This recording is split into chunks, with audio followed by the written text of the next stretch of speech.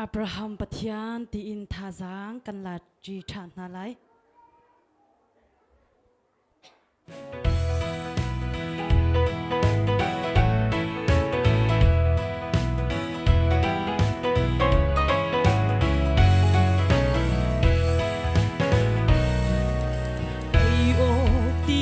kan ngày lâu liao chan zonga kan sin na ai tum chop mi kan pathia kan thei lo mi le lak zong a kan pe mi Emmanuel pathian kan cha na Abraham pathian Isako pathian Chua pe tu kan pathia kan du hermi vialte chua kan pe ki hallelujah oh mi van chapi kan si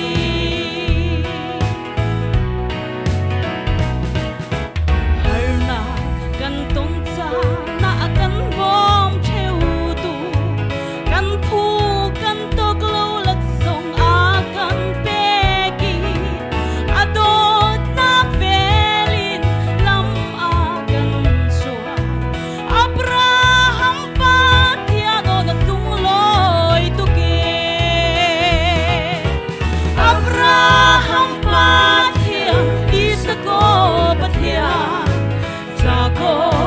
chua pe tu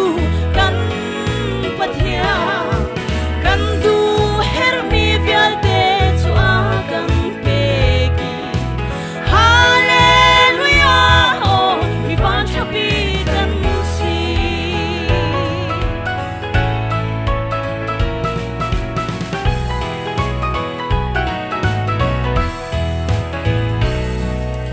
Giêsu tho than na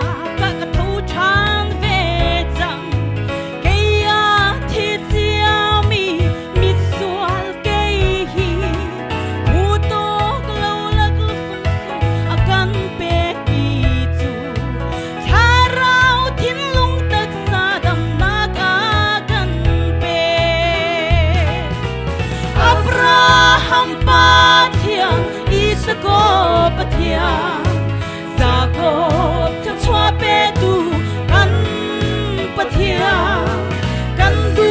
hermi vialte chua kan pe ki hallelujah oh mi van chapi kan si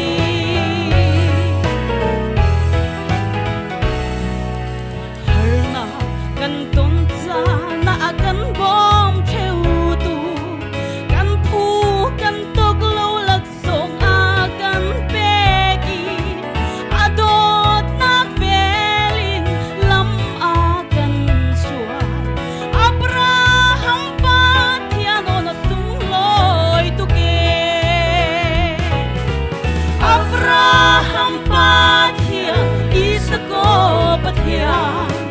Jacob chua pe tu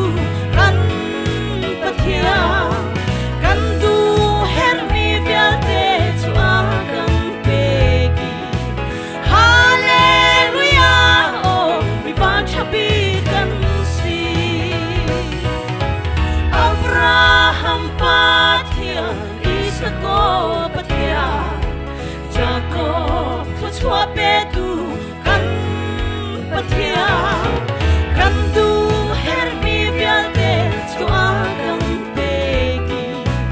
hallelujah oh mi van chapi kan si hallelujah oh mi van chapi kan si